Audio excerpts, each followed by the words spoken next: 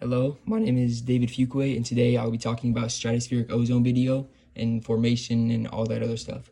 So basically, the initial step is the formation of stratospheric ozone.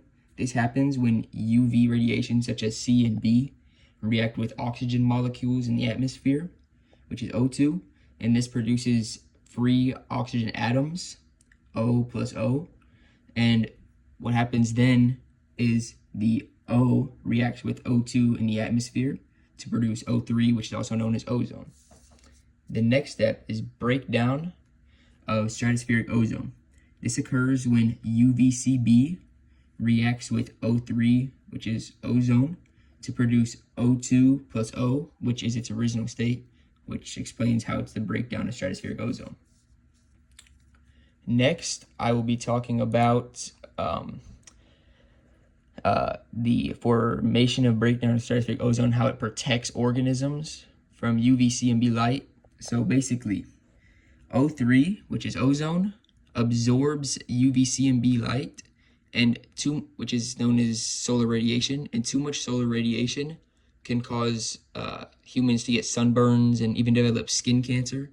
So if there's less UVCB from O3, which is ozone, absorbing it, there will be less sunburns and skin cancer, which can improve human health. And if too much UV radiation it reaches plants, it can damage their cells. So if there's less UVCB hitting plant cells, it can help them have healthy plant cells, which is used for photosynthesis. Okay, next I'll be talking about the step-by-step anthropogenic ozone depletion due to CFCs. So basically, CFCs cause O3 breakdown because UV radiation reacts with the CFCs to release chlorine, and then chlorine causes the breakdown of O3. So that's how CFCs can cause the depletion and breakdown of ozone.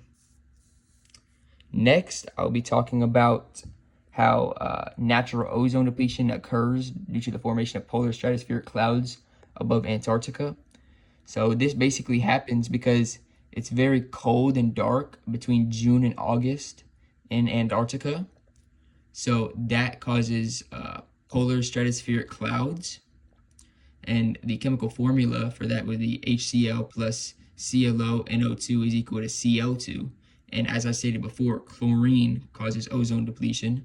So now that there's chlorine, the chlorine is broken down in the warmer months, such as in Antarctica, it would be September to November, where it's warmer. So when it gets warm, that CO2 breaks down into chlorine atoms. This chlorine atom reacts with ozone, which, well, as I stated before, chlorine breaks down ozone, which causes ozone depletion naturally. Thank you for listening to my video.